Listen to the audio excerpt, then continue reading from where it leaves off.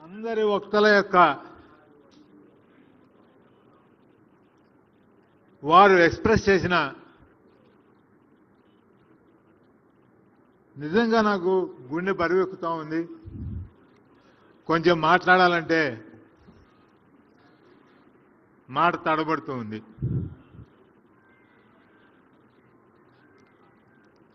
(1966) నుంచి నేను సహచర్యం చేసిన మిత్రుడు ఇంత గొప్పవాడా అని మీరందరూ ఇంతసేపు కూర్చొని ఉంటే నాకు నిజంగా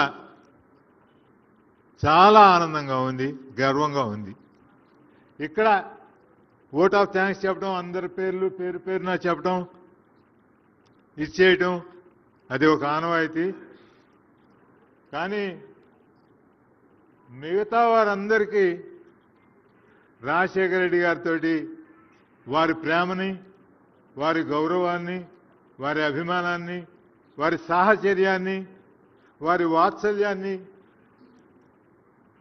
చవిచూసిన వాళ్ళు లేనివారు వారితోటి పాటు ఈక్వల్ హోదాలో ఈక్వల్గా ఉన్న వ్యక్తి భూపేందర్ సింగ్ హుడా గారు. వారు ఇంత శ్రమపడి 24 మంది వారి సహచరులతో కలిపి భూపేందర్ సింగ్ హుడా గారు ఇక్కడికి వచ్చారు. ఇంకా నిజంగా చెప్పాలంటే భూపేందర్ సింగ్ హుడా గారు కూడా రాజశేఖర రెడ్డి గారికి చిరకాల మిత్రులు. 96లోనే వారు పులివెందులు వెళ్ళారు.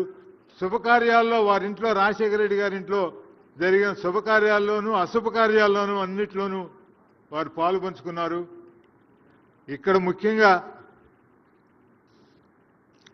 అవార్డు గ్రహీతలకు థ్యాంక్స్ చెప్పాలి. నేను కాంగ్రెస్ పార్టీ అధ్యక్షుడికి థ్యాంక్స్ చెప్పాలి, కస్టమరీ. కానీ ఒక ముఖ్యమంత్రిగా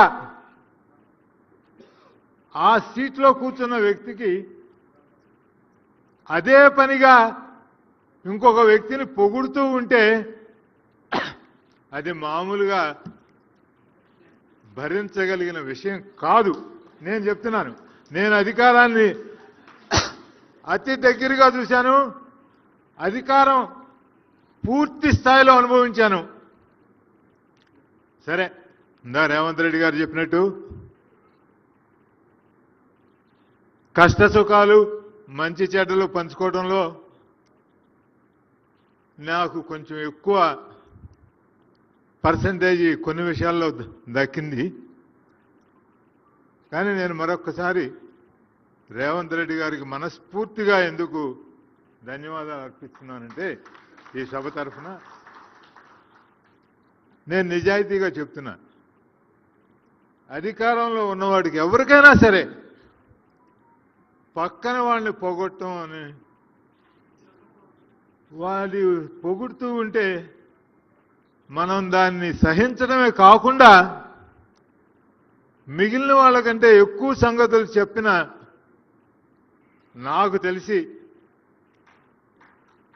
అతని సక్సెస్కి అదే కారణమేమోనని నేను అనుకుంటున్నాను. అతని తెలివితేటలకి,